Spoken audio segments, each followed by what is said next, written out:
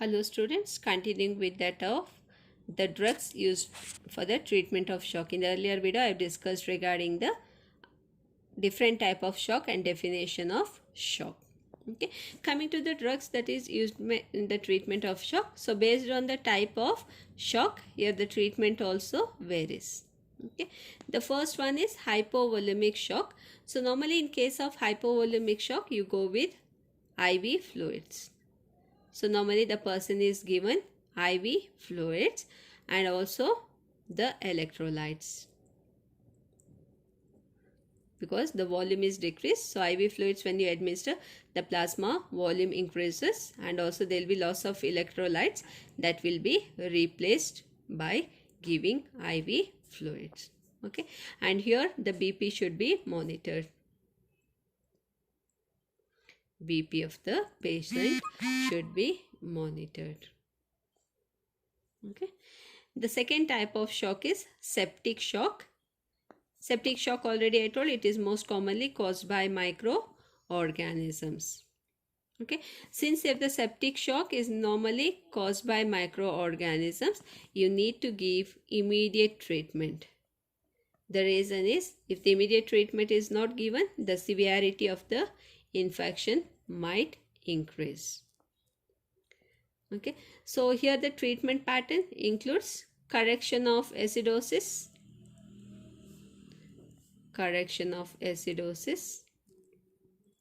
then blood volume, correction of acidosis, blood volume, then maintenance of blood pressure,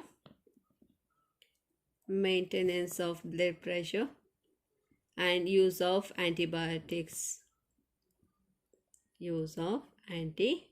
So based on the type of the organism that is responsible for causing the infection, you need to go with use of antibiotics. Third one is cardiogenic shock.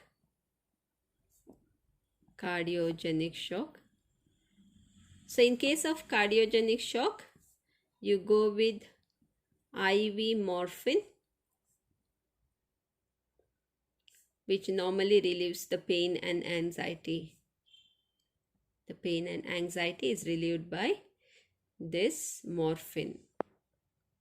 Okay, next one is anaphylactic shock. Okay, so in all the IV fluids will be usually administered because all they'll be hypovolemia. Okay, but not all, like anaphylactic shock and doesn't cause, but normally you go with use of this. Okay, so anaphylactic shock, the treatment normally includes administration of adrenaline. So normally around 0.3 to 0.5 ml of 1:1000 solution, that ratio, that one part of adrenaline with 1000 ml of any IV fluid, which is administered by intramuscular route. It's given by intramuscular route. Okay, so if needed, you can repeat after 15 to 20 minutes. If it is needed, repeat after 15 to 20 minutes. Okay, but if the shock is severe, then give 1:10,000, which is given IV slowly in the dose of 500 micrograms over 5 to 10 minutes. Okay, then you maintain the airway of the person.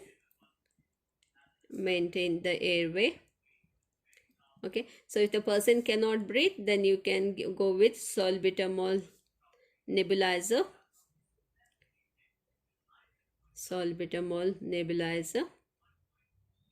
Okay, then foot end of the bed should be raised. Okay, that means the leg part should be raised. Okay, which normally increases the blood pressure.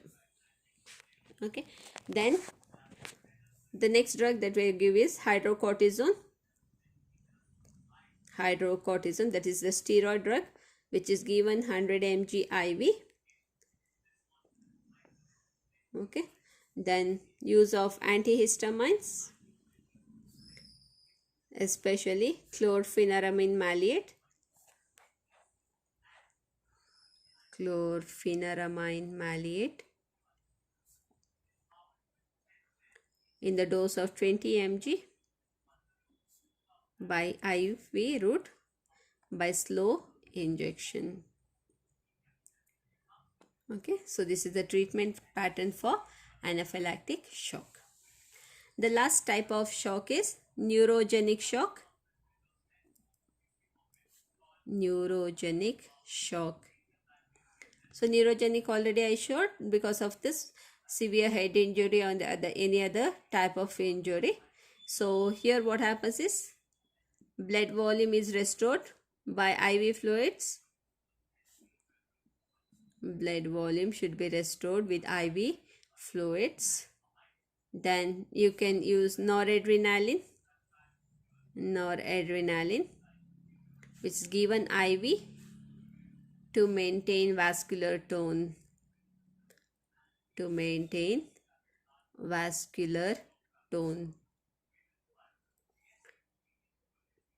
Okay, so these are the various drugs that is used for the treatment of shock. Okay, so there are usually general guidelines. So normally here what happens is whenever the person is suffering from shock, the cause should be identified. Okay, the cause for this is identified. Then you need to maintain the blood pressure and blood volume first. Okay, then this blood volume and the blood pressure, this is normally maintained with the help of IV fluids. Okay, so if the person is in the lying position, so normally in these individuals, since the vasodilation occurs, there will be decrease in blood pressure. So you need to raise their leg. Okay, so what happens, it improves the circulation and gets the blood pressure to normal. Okay, if it is not done, then you go with adrenaline or the dopamine administration, because they bring about vasoconstriction where they increase the plasma volume, which tend to maintain the normal blood pressure. Okay, then you maintain the acid base balance, because in hypovolemia there will be disturbance of acid base balance as well as electrolyte balance. Okay, so when you are giving adequate amount of the fluid load, so the plasma volume should be maintained at the normal level. So what happens is you should also monitor the urine volume, because otherwise it might lead to edematic condition in the individual. Okay, then the person might be having breathing problems, so you need to give a ventilatory support, or you can go with administration of oxygen. Okay, so these are the general guidelines for the treatment of shock. Okay, so that covers the topic pharmacotherapy of shock.